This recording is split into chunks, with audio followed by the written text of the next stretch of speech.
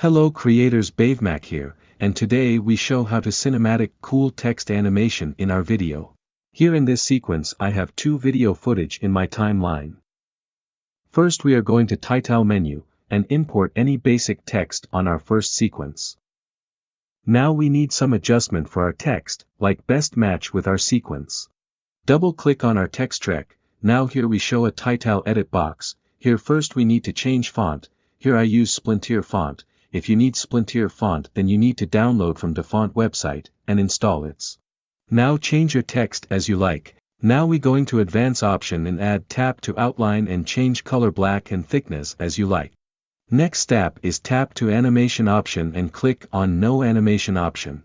Now tap to OK and adjust our text for our best look. Now we are going to transition. And apply dissolve transition in our title starting point. And end point also. Adjust time duration for our transition. Now we copy our first text track and paste it on our second video clip and change text. Once again double click on our text track and going to video option and change blend mode normal to darken and OK it.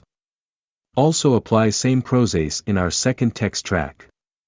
Now our text animation and look is great, now you can export it.